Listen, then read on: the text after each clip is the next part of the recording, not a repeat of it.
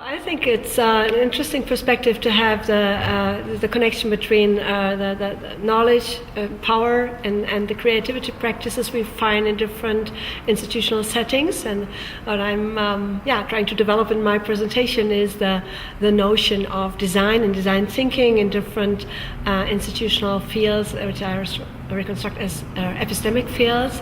So to have the educational democratic rationality in this field of the cultural sphere, to have the economical paradigm of design thinking, where we have a level of the material and artifacts creation, and a third one which relates to the self, which is the Sharma's approach of deep innovation and the transformation of mind, or the transformation of the self by consciousness. And so that we see that there's really different angles in this design discourse, which is not only a hype and not only a fashion, but as well a management myth. But more than this, it's not only a paradigm, but as well discourse of knowledge being placed in epistemic field in really different spheres of society, and with different representational power, and with different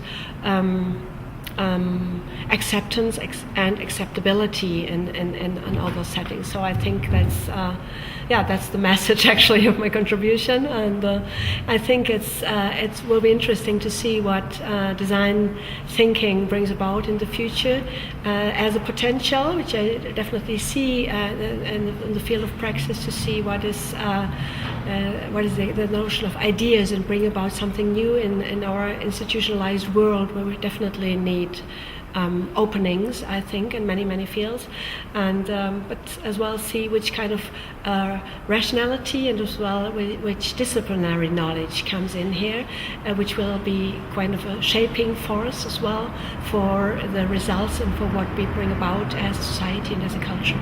Yeah, change by design is the topic I would like to address today. So talking about the dispositives of creation and institutional fields of the new. And so I think we're all faced the changes. We are in dynamic, accelerating societies, and I think we all know that there's so many discourses on future, on innovation, on creativity, and the new, and there's so many words around, and so many different discourses. So and there's as well those topics quite a lot on the agenda of organizational change and organizational systems. So I think it's worthwhile to have a look at the scientific, the political, the economical, and as well the methodical programmatics and semantics of organizing shape, and the organizational discourses as well as the acceptability of change strategies, of settings, and of processes. So I would like to address the connection between knowledge, power, and practice, and I think this is a quite fruitful approach to the organization and the new. And so we see on the firmament of organizational change, the topic of design and design thinking coming along as a rising star, and I think that will be quite interesting to have a look at this knowledge of multi-stakeholder processes, of open innovation processes, and to ask what is the status of this knowledge. Is it the knowledge of just a method? Is it a myth? Is it a fashion? Or is it a paradigmatic shift? Or what is the status of this knowledge we're going to address in the presentation? So questioning what is the relevance of those different concepts of collective creation. I'm going to do this in 5 steps, and first give a little impression on innovation discourses, knowledge, cultures, talk about design thinking, fashion, myth, or paradigm, and then have a short look on discourse on design thinking in the academic sphere, and then look at different epistemic terrains of innovation by design, having a look at organizational learning as one setting, deep innovation the second, and design thinking is the third one. We're going to look at surfaces of a discourse and the strategies of epistemic organizing in institutional fields of the new. I'm happy happy to do the first presentation in the series of our three plenaries, because I think I'm addressing the method, the micro level, let's say.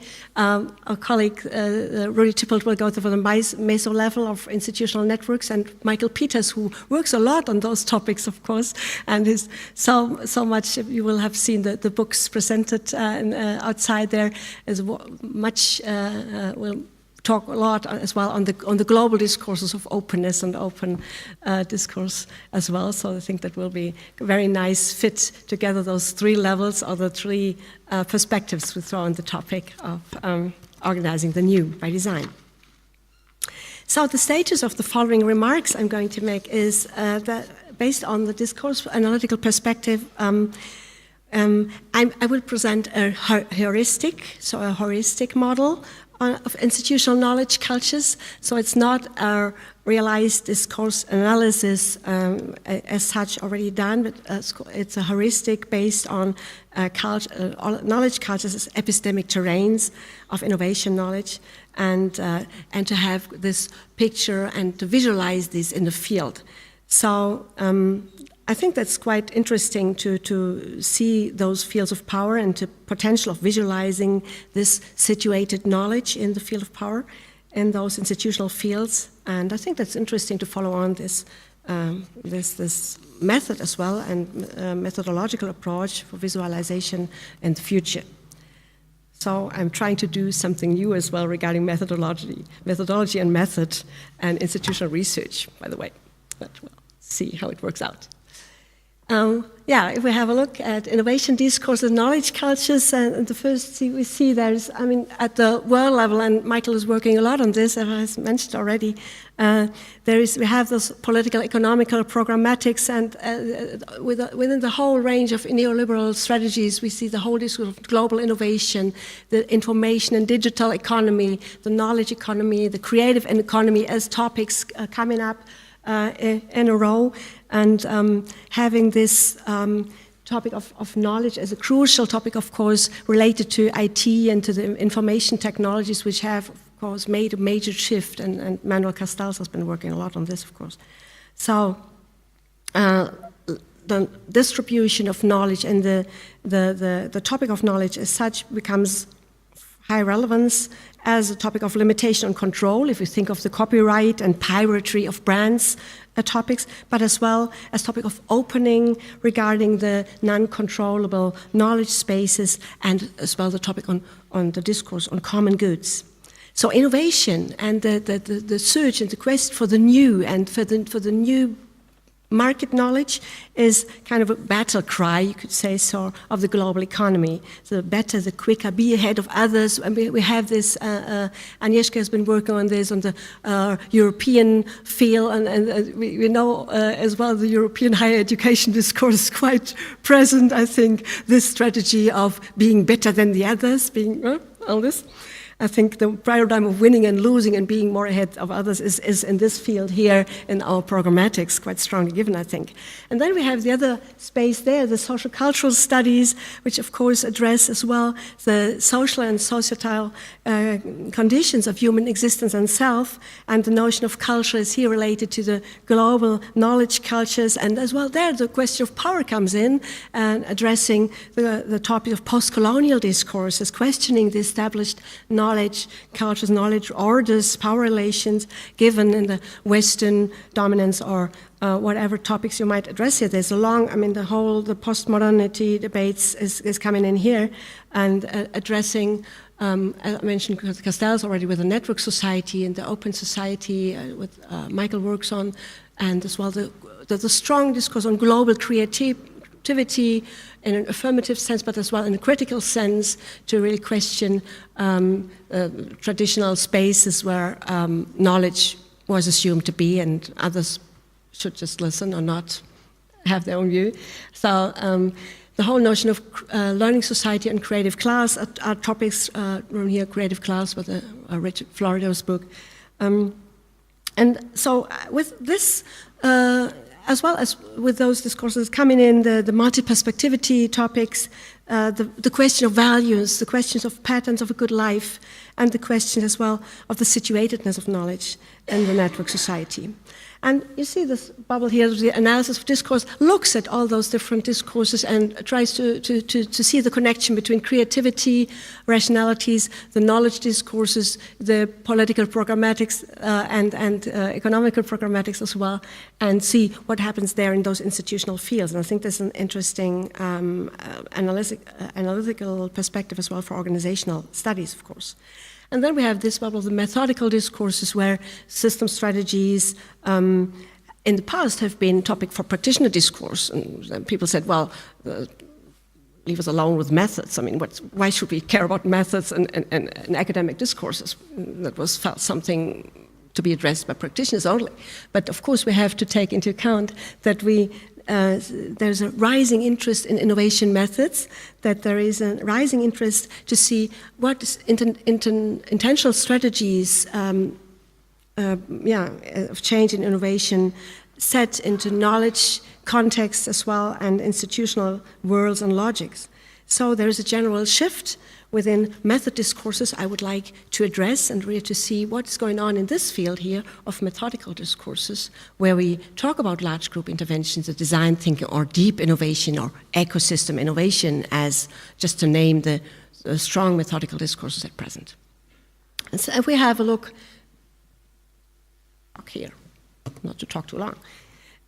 If we have a look at the paradigm shift I just mentioned, and we can just contrast two basic patterns. I think it's, and it will be well known to you, and everybody who's interested in the field of organizational change and system approaches will be quite familiar with this basic differentiation of traditional approaches and system approaches, to see the traditional sequential pattern of the linear and chain model, or the trickle down, or the expert strategies, the only problem-oriented, the separation of different departments, and there's people who develop something, and then there's the people who bring it into the market, and all those ideas of expertise and working on and partial systems of a room, contrasted to the system approaches where the idea of simultaneousness of the network of system approaches come in, and to bring open process just to define what is the problem, not to already know what is the problem, but to just talk about what is it? How can we even define it, and do it in a discursive process there, and coming from not from knowing, but from not knowing, from omniscience and emerging knowledge. So if we have this basic paradigm shift in mind, which is quite interesting, I think, for the field, of course, of design thinking, we just have a look where this paradigm shift, this general paradigm shift, is it just everywhere? Would you say that it's just situated everywhere, or is there different assumption and cultures of innovation still prevalent in the institutional field, or the field of institutional cultures?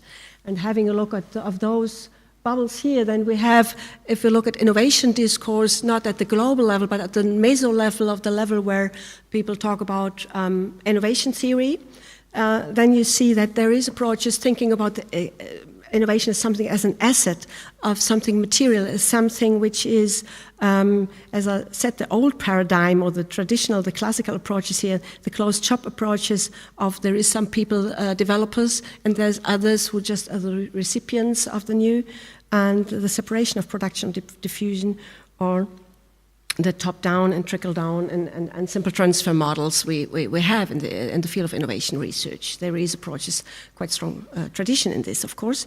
And in the middle we see this open innovation approach, which is basically this paradigm of the new, the addressing the new by systems approaches, by open process, by integrating hybrid and different actors. And there in the middle you will see above there the single actor. There's approaches, you find them in management or in innovation theories and economy, the single actor whose ideas are brought up and diffused. And of course a whole debate on innovation and diffusion as a planned, as a steerable process and all this.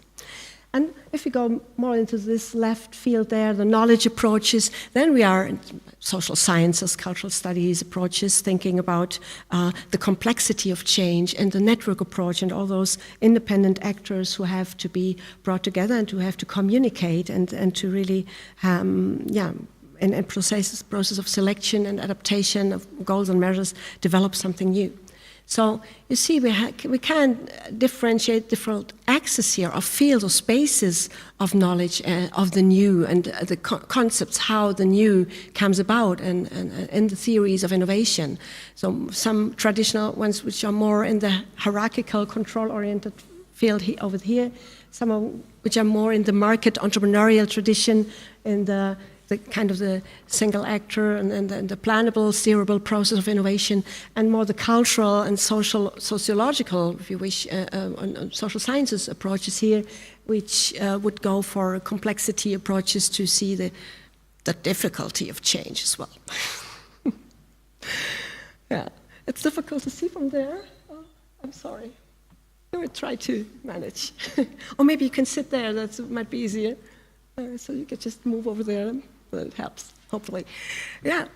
So those basic patterns, those axes, show kind of field of power knowledge, trying to really represent those discourses in this field of power knowledge visually. And so we can see the definitory power, so the symbolic dimension, and the definitory power is really the up. You see, that's of course more in the economical field, in the economical theories as well, and the policy, governmental theories, the control theories here on the right side, and the different spheres are marked here, as I have shown already. So if we talk about this hype of open innovation, then the question is it a new myth, and how does it link and relate to myths of innovation? The whole different innovation discourses are kind of, you can really bundle them kind of in the synthetical concept of myth, and so you would have the myth of the locus of innovation. So the territory, the locus where you have to be, would be one pattern among those four patterns I'm briefly going to present. So the belief in locus, we can see this actually if we look at the educational policy and talk about lighthouse strategy, right? The Leuchtturmstrategie in our higher education policy strategies, and there's colleague Tippelt may not be here, but he comes from Munich. He must be happy. Munich is one of our excellence universities. So that's a myth of location, isn't it? So the locus, the lighthouse strategy would be there's one place to be. And same, if you think of Pisa, think of everybody wanted to go to Finland. And because everybody said Finland is the place. They know. Let's go to Finland. Everybody went to Finland, of course. I mean, that's what happened. That was a kind of a lighthouse, and Pisa was Finland. So that's the locus strategy and the locus of innovation. And if you think of and it's closer linked to the idea of territory and the idea of the place, thinking in Foucauldian perspectives now. But let's have a look on the one big idea myth, which is quite close actually to this field here of the locus of innovation, the territory dimension here. And the one big idea, if you think of one big ideas, like for example the online marketplace, eBay, everybody knows it, and there is this saying that there is nothing more powerful than an idea which time has come. So that was something like the one big idea is there, or think of the iPod. Everybody has to have the iPod. So there's the one big idea, and then it's a big diffusion effect there. It's impressive. And then there's very close to this as well, the myth of the heroic inventor. Of course, very closely linked here to the field of the market, entrepreneurial knowledge, the Schumpeterian entrepreneur, of course. So that's the creative destructor, the creating something new. That's the economical genius of modernity, destroys and creates. And of course, nowadays we have the massification of entrepreneurship education. And following these policies, we would say that everybody should become a Mark Zuckerberg and invent Facebook, or as well Steve Jobs, or people like this, the big heroic inventors who really create or think like a genius. And the programmatic of this myth is everybody should become a genius, actually. And well, the last thing, which is not that symbolical power, again, unfortunately, cultural and social studies, and a little bit below regarding acceptance and the definitory power field. So we would say the non-organized, the spontaneous settings, and the myth of cultural context as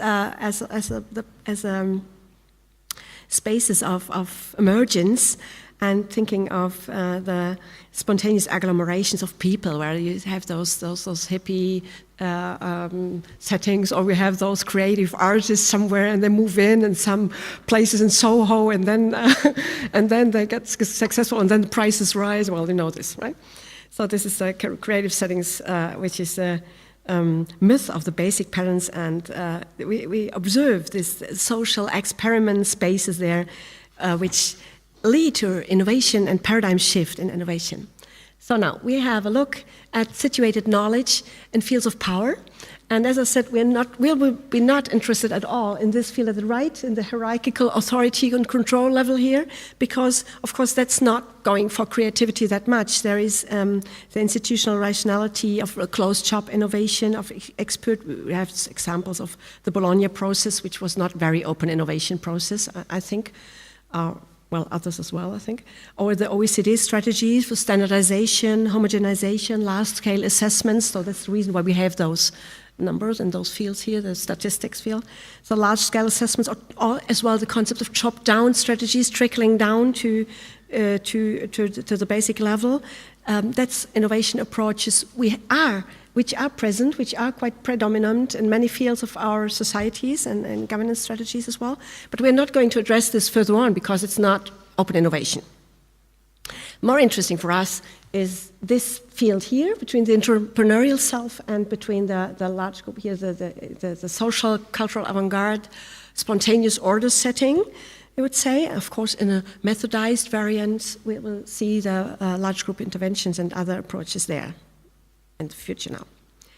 So we're going to address this, and this field is expanding enormously in those open innovation concepts, and we will see, so what is the relationship between this economical field here and this cultural field? This will be interesting to look at, and what is the relevance of the notion of this idea from chaos to order, which in fact has a long tradition in social sciences, or as well as social experiments in the present, as well in educational science. If you look at Sigrid Bernfeld's social experiments in the 1920s, he wanted to create a democratic society within groups of children, and homeless children after the war. And well, they didn't allow him to work this out for very long, unfortunately. That was the right side of the pattern here. They didn't. Well, but there is the tradition. Or think of Levine's as well, development of educational fields approach, and as well the democratization notion and position here, participation in change and articulation in change and so on. I think we all are quite familiar with these kinds of settings of large group interventions as a participatory space of aesthetical processes where aesthetical transformation by dialogue and by communication takes place, and that's all those education and democratical rationality of the agora concept of speaking out as reflecting and as developing in a collective setting, and as well, of course, in the learning organization, especially, that has been a close link. The learning organization discourse, think of Pete Zengi's fifth discipline, the system thinking approach, and large group interventions as rituals, if you wish, of this myth of organizing. So what is the basic patterns or the social methodology of this knowledge of educational, democratical knowledge sphere of open innovation, this sense that different people come together and develop something new. So the idea is from chaos to order in many of those approaches. If you think of open space or of future search or real-time strategic change or World Cafe or appreciative inquiry, just to name a few of those large group approaches, you would all see this chaos to order and openness approaches here as a practice of experience-based researching the new, and as a process of narration and a process of collective self-creation as a community, if you wish.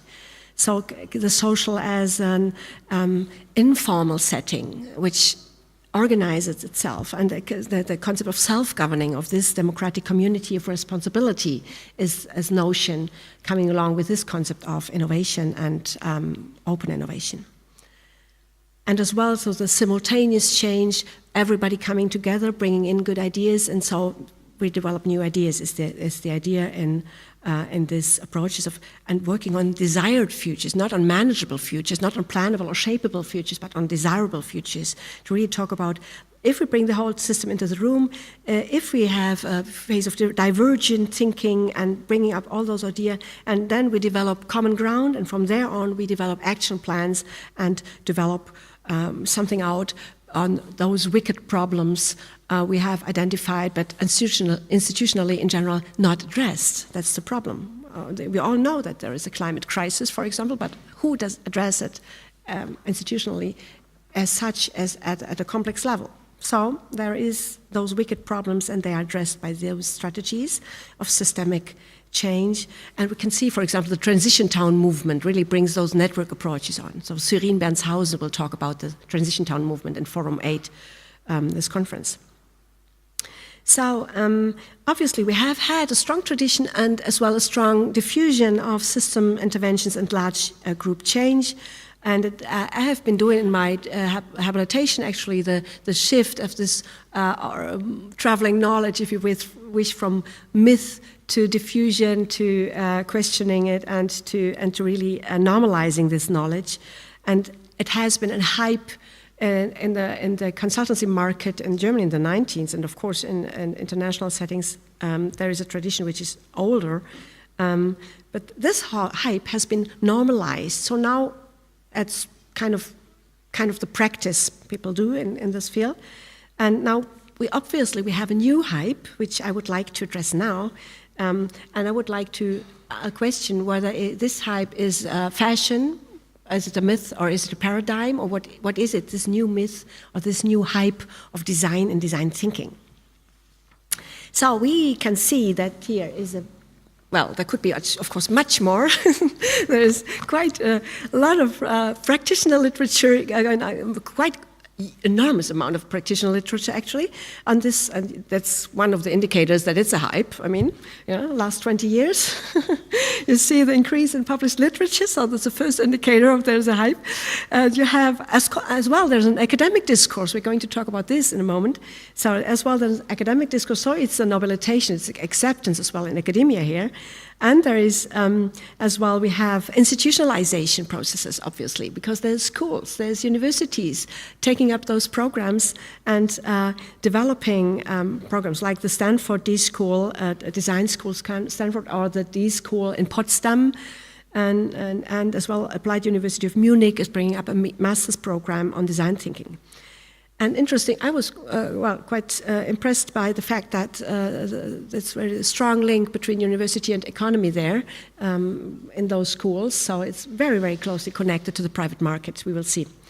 So, and the fourth indicator for there's a hype is that it's becoming not only a buzzword, but of course as well a market again for the whole field of consultancy agents. And that's a whole new market arising in this field. So that's the 4 indicators for a hype.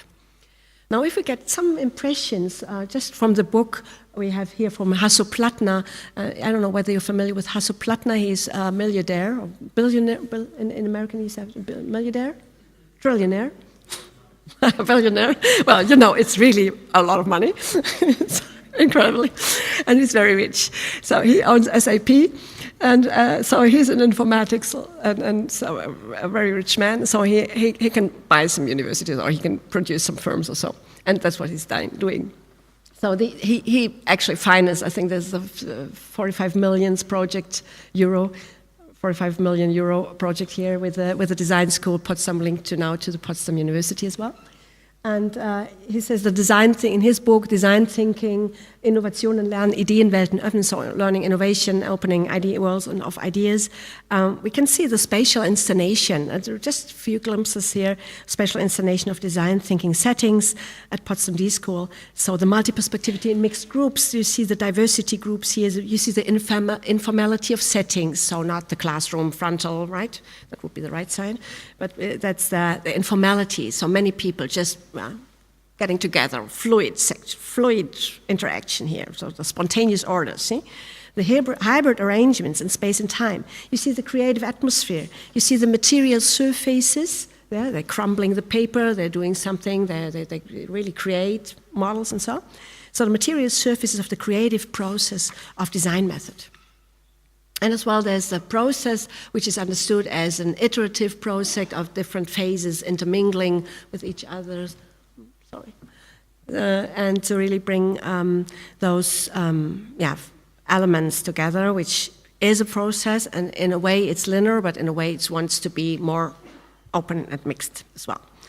So, and if you look at this, when you can go back to the system approaches we have seen before, the large group interventions, where we have this understanding, what is there, it's quite light, right? You can see the first, it's understand, and then that's observe, and then that's get a point of view, and then to ideate, to prototype, and to test. That's like the phase we will see is going on here. And so the understanding, the hermeneutical understanding would be something our education philosopher Dewey would always go for and say, of course we first have to understand what is the situation. And then we would get some experience in and would see what is, and observe and analyze the situation. And then we would, based on this experience and the creative approach, we would ideate and prototype and test new alternatives. So that's, in fact, something which is not necessarily specific for design thinking, but and there is a tradition, but hyped as something very new. Anyway, there is the design thinking, the logic of the process comes along again as the divergent phase, and you may remember of the 60s where lateral thinking was a big debate and divergent thinking was a big debate. So De Bono's work of the different hats, he put on different hats of creativity, remember? All those hats, the criticizer and the hat of the ideator and all those different hats. So divergent processes, and then get it together to convergence phases and make choices and narrow down to development of something concrete.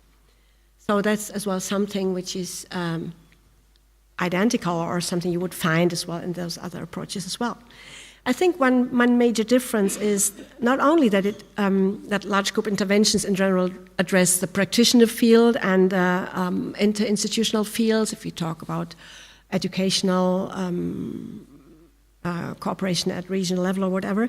Here the disciplinary field is addressed, and the wicked problems are addressed by disciplines and interdisciplinarity. I mean, that's a learning setting of the design school Potsdam, but so maybe in many other fields that may be different. But in general as well, the multi-stakeholder approaches will be relevant here. But what we see here, there is one blue spot, and this is besides engineering, design, film, education, humanities, business, and medicine, there's industry, and that's the blue dot here. So industry is obviously partner and target or the client or the customer of this processes as well. We can see in the picture that they have a special role here. So they're in this tradition of design thinking that's obviously quite situated in this field of the economical and the entrepreneurial field here. So if we have a look at this innovation approach of design thinking, then as well we see that desirability, of course, as I mentioned in large group intervention, is something you would assume is relevant for large group interventions as well. Here it is focused on a better future, but the criteria is not the better future of society necessarily, but at first hand to the fit of conformity if we think of desirability at that point, refers to sellability. In the consumer market, products people would buy, or the viability refers primarily to the restrictions set up by legal frameworks. So what is the national legal frameworks for innovation or for products, and which products could be sold or not sold in which culture or in which nation or which legal setting? And so the feasibility would refer to the technical aspect. Can I do it? Can we produce a new motor? Can we produce this new car? Or what is the technology aspect here? So that's the focus of thinking, obviously, in this settings of IDEO. We can see the IDEO as one of the 10 biggest firms of marketing and innovation and idea creation. And which is extremely linked to the Stanford D School as well. There's personal identical, how would you say? It's identical persons, well, like this. Yeah. So that's great, strong link to this.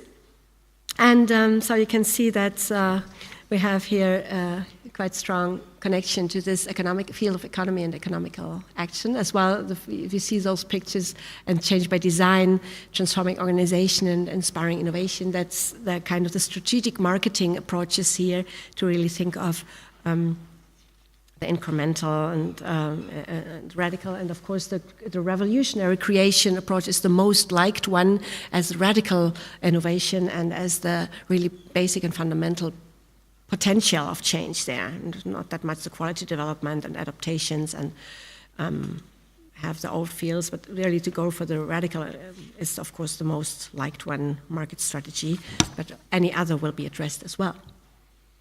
And if we see the design thinking still an anatomic model behind, this was an art project here, and they showed as well, in a way, with the brain, opening up the brain here. It's a connection to the neurodidactics discourse, strongly there, with the two hemispheres and the right and left side of the brain, and the ambidextry discourse in economics to see the both-handedness. And so the left hand was never that much accepted in school, you remember, when you had to learn to write the right hand. Well, nowadays that's better. But so the unorderedness of the mind is a source of creativity, and the openings of the brain and all those topics of emotional intelligence here, opening the brain, or as well the concept of openness as something crucial for opening the brain up, to really open up these limitations. So this is what design thinking wants to bring about. And just to have some short quotes here of the knowledge base of design thinking, we see that there's the set of principles that help us to manage and create in the material world. It values creativity as much as analysis, and it's focused on the essence of the thought process that arises from the craft of traditional schools of design. So the concept of art will become relevant here as well. So if we have some other quotes on the question of whether it's fashion, myth, or paradigm, so of course there's a big demand topic here. That's Stanford School of Design says we believe that great innovators and leaders need to be great design thinkers. So the strong connection of leadership and the innovator and remember the heroic inventor, the myth, yeah, that's here. And the generalized methodology and general problem solvers, so really expansion as well of this concept towards, say that we solve any problem of the world. So to make fundamental improvements to our world. So in the Kyoto Design Declaration, they say it can deliver economic, ecological, social, and cultural benefits to all people, improve our quality of life, and create optimism about the future and individual and shared happiness. So we see that's kind of this idea of the myth of generally problem-solving technology as a generalized approach for any improvement. And Tim Brown, one of the IDEO members there, says think bigger and to really think the big picture here, not just a small item, and go for the Schumpeterian entrepreneurial self here. So if we think of whether it's fashion or myth, some two quotes to close with this aspect here. This you can see the clear trend in many professions to see the work as designing, as Dorst says. So note that the naming and the rewording comes on already. So that managers now design company policies, and in education teachers now design a curriculum. And just saying that a profession is like design implies that its problems are about as unstructured and difficult as they can be. So listening something to design is not a solution, it's just a way to rephrase the problem in even wider terms. And design thinking as myth, as Donald Norman puts it, so long live the phrase design thinking, so it's really ironizing now here. It will help in the transformation of design from the world of form and style to that of function and structure. It will help spread the word that designers can add value to almost any problem, from healthcare to pollution, from business strategy and company organization. With this transformation takes place, the term can be put away to die a natural death. Meanwhile, exploit the myth. Yeah, so we have got some few impressions on the question of fashion, myth, or paradigm of the design thinking discourse. And as I said, we have as well the academic discourse. I'm mentioning this very briefly, only just to give you an idea that we have this design discourse as well in academia. And so you could interpret this as a nobilization of design, or maybe there's other sources as well to address seriously, of course. I'm very sure about this. Castells as well says, actually, this is a theoretical paradigm of the network society. So we have it here in the left and the social and cultural studies field, of the theoretical paradigm of the network society as a notion of design. Or we have in management studies, Peter Drucker here and Becker in the German debate following this Drucker's approach here on the next society and saying that's kind of the basic pattern. And we really have to link the system theory approach and the level of communications. As Becker says, then design is the grammar of projects of control. And sees it as an alternative term to the term of translations, as actor network theory puts it. Of course, I can't go too deep into this now at this point in time because we're going to follow on to other notions as well of design, but I just wanted to show that there's, in fact, the design term is understood as a relay between the micro and the macro phenomena as an interface. Yeah, so this is the interface topic, the interface discipline here, and even as an own discipline concept, as a third culture between the artifactual and the contextual as a transdiscipline, and as a practice of not knowing, actually. So, and if you look at this left field over there, the mindfulness discourse, we have found as well quite a strong mindfulness discourse in the trend reports and trend surveys to say that's the newest trend, go for mindfulness. And there's Wyke and Sutcliffe in 2003 have been talking about the mindfulness approach already as a structural connection between communication and consciousness. So to really link the social and the mental attention. And just to mention as well the mode Sue science, which Novotny and others have been developing, Peter Scott, Michael Gibbons, as the management of heterogeneity as well of academic developmental and research processes.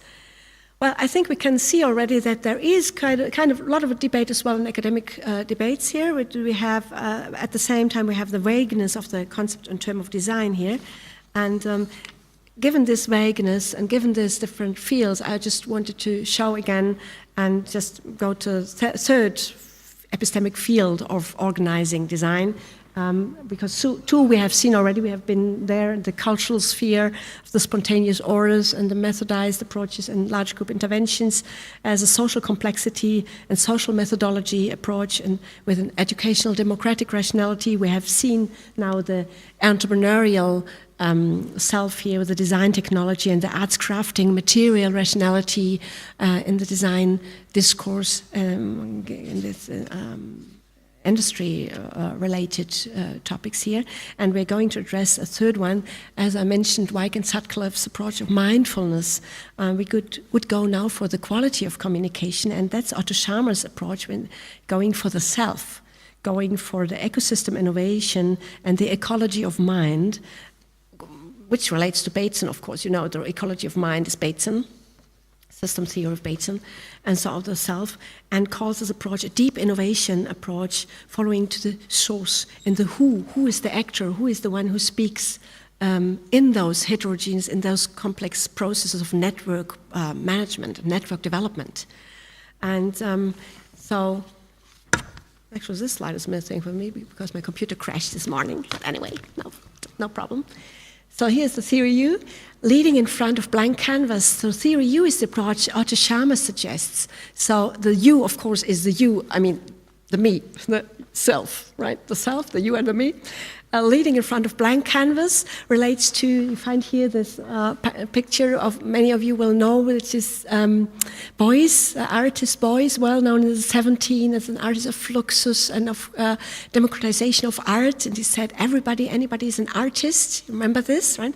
And he had those projects of, we're not going to put anything in the museum, we're really going outside and we're planting 7,000 oaks, or we're going to the public sphere.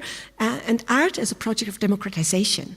And his concept and project always was to say, we have to make the social structures liquid. We have to make it the communication, which is always stuck in all those institutionalized settings. We have to make it liquid. We have to get it fluent in some way. The Fluxus movement tried to bring movement into structure and into settings. So they... that's what he's thinking about, to really bring the liquid in. And Sharma relates and connects, so that's something with your colleague Sesh will talk about the artistic as well, and you as well will work on this, right? That's wonderful. So we have so nice contributions at the conference on those topics here, just have to mention. So we're going to see that's approach does not address the result, the what level. So what is being produced, what is being the effect, the product of our innovation processes. It's not addressing the how at the level of the process of painting or at the process of socially in a dialogue process develop things, but it refers to the who, to the source of who I am when I'm speaking. And so that's, and the blank canvas, so really the white canvas before a painter paints or before a person speaks, it's the notion coming really from this deep innovation concept, coming really from as well Buddhist traditions here. So we have your colleague here coming in from Bhutan, so that's, there's a strong connection there, I think, to this way of thinking. So we're really happy to have you here, Dari Thingley. We'll be speaking on the happiness programs at the university, and all those thinking of this self-reflexivity as a meditation practice is something which Otto Scharmer suggests. And so really the blank canvas, the white as the non-central, the non-outer world, to really have the concentration meditation to the self. And as William O'Brien puts it, the success of an intervention depends on the interior condition of the intervener. So that's the who I am when I'm speaking, and which kind of future do I bring about in the moment of speaking. So it's really kind of a path approach here, path creation or path reproduction at the micro level of society. So really, how do we bring about communications in social settings is the question which is raised by the theory U and by Otto Scharmer here. So he says there's 4 levels of responding to change, which we mostly do in our organizations as quick fixes, just to manage very quickly, and then the problem is hopefully gone, but in general it's not, of course. And the redesigning policies is, so let's reorganize structures and let's reorganize processes, and then it will be okay, so it should be good then.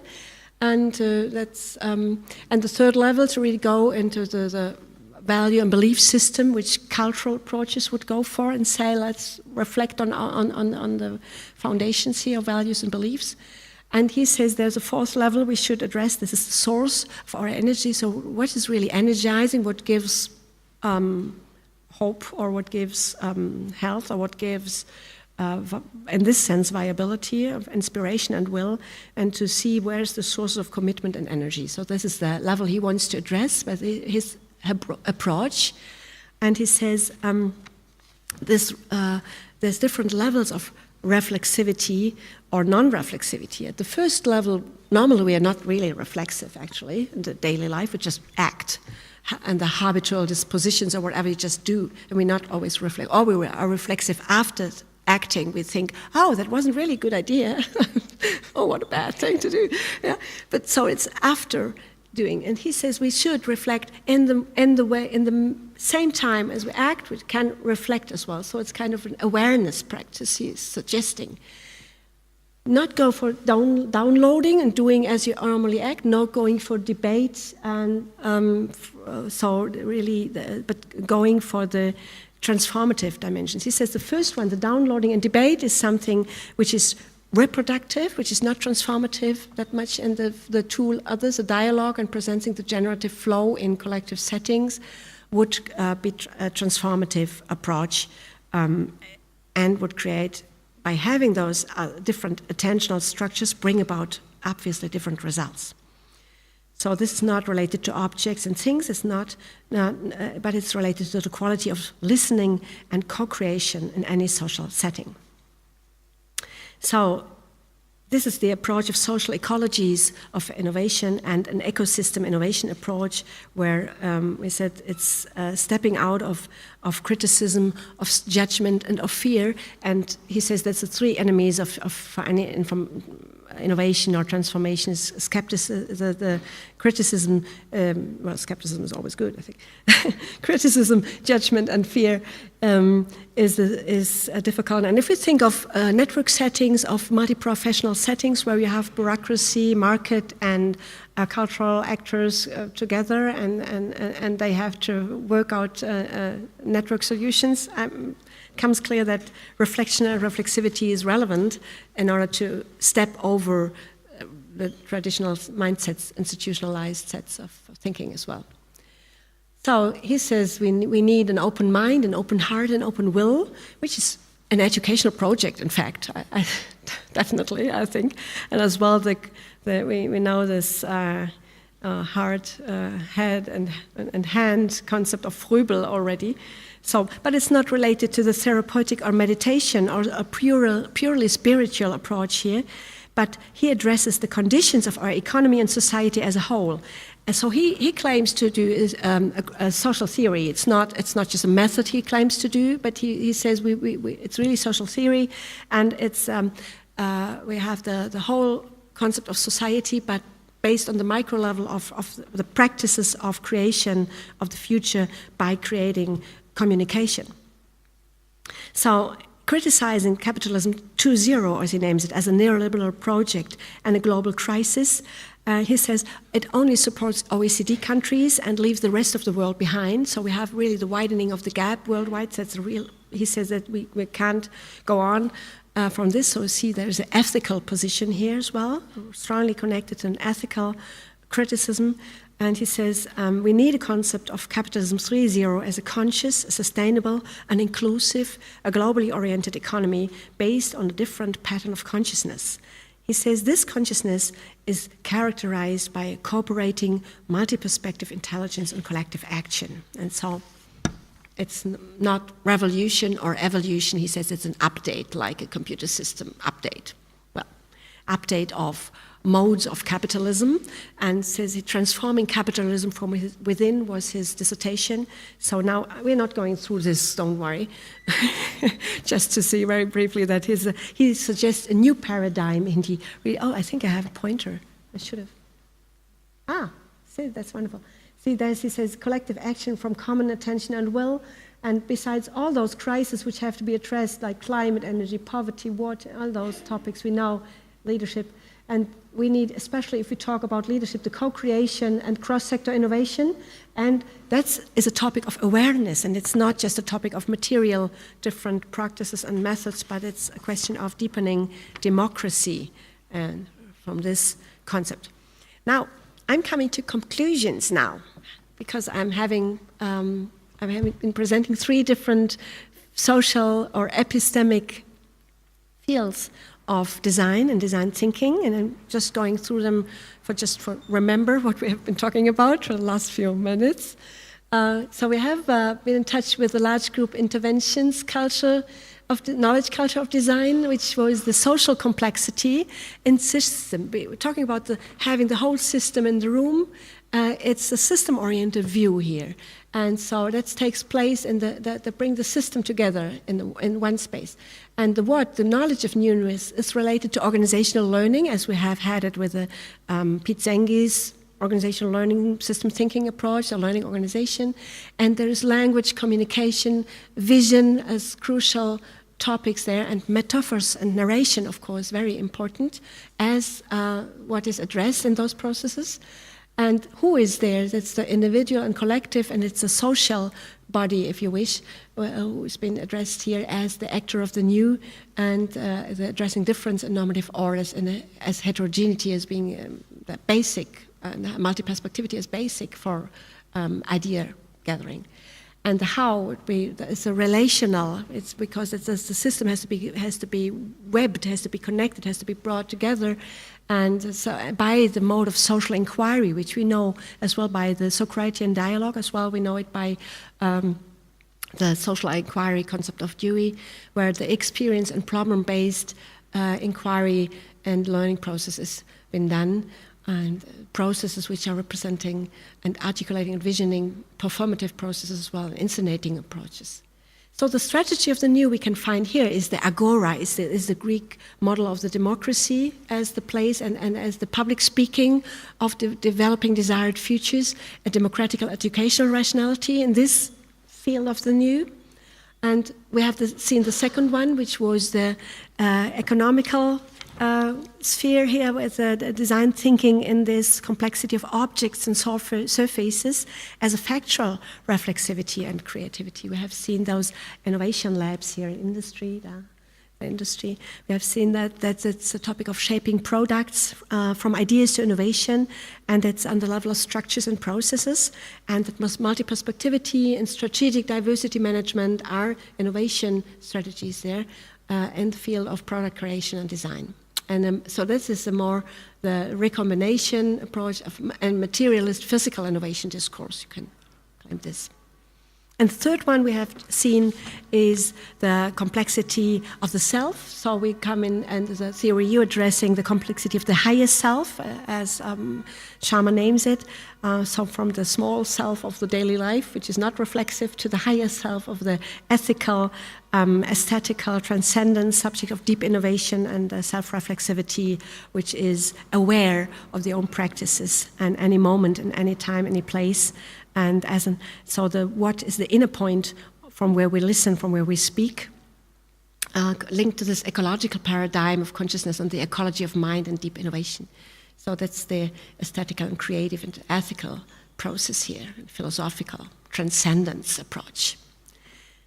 So we're having our field here of the power field of definitory power and the different concepts here in the cultural avant-garde, the market and the hierarchical field, and we have seen that we have seen those different myths. If you remember the locus of innovation, the myth of the one big idea, the myth of the heroic inventor, and the enabling and non-regulated settings. And now what have we seen now? We see that there's a myth of the mega myth, if you wish, because it's really integrating everything to the mega myth and to the myth of organizing the new, or the whole integration of the others as a generalized inventor, because everybody is the inventor now, the ubiquitous invention, because it takes place everywhere, and innovation, and the multiplicity of ideas. It's not one idea, but the multiplicity of ideas in methodized and non-regulated settings. So this myth of enabling spontaneous orders generalizes very strongly, very broadly into the market.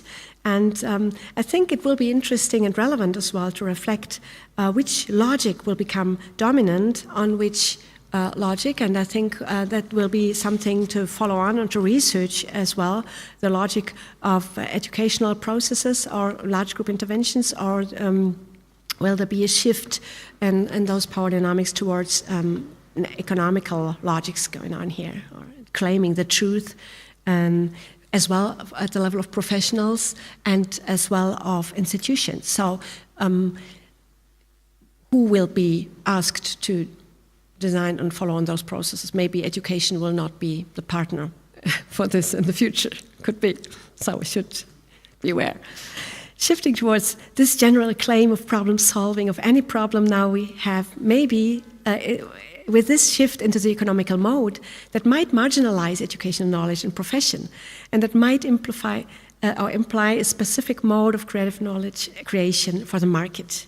So as we have seen those three epistemic spaces and epistemic cultures of design, they're not only different patterns, but as well epistemic, institutional, and method cultures, which are obviously as well contested terrains in the future of innovation and organizing the new.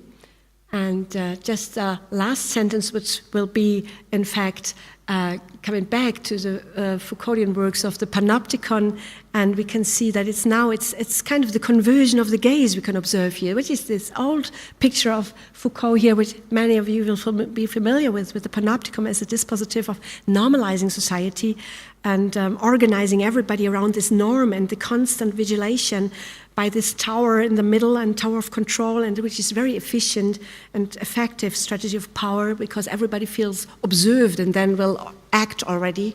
I mean, it's the same with the red lamps at the crossing, I think. You know already there might be the police there, and then you don't drive too fast. So that's normalization. So that shifts, the conversion of the gaze shifts now into the gaze of multi-perspectivity and reflexivity. So it's the same setting, but the conversion of the gaze just the other way around now. Now you have multi-perspectivity and reflexivity from every angle to the multi-perspectivity of actors. And we have seen to the object world in this material discourse here. The gaze centered on the system view, so from any angle of multi-perspectivity here, the system, the gaze is not now here from the center towards all those fields here, but it comes from any angle into the center, which may be the material, which may be the system, or which may be the self. And so we have the creative self, where the deviance and the going nuts, maybe. We had this with the fields when you mentioned this. So deviance becomes a norm of how organizing the new should happen. So thank you very much for your attention, and I hope it has been interesting for you. Thank you.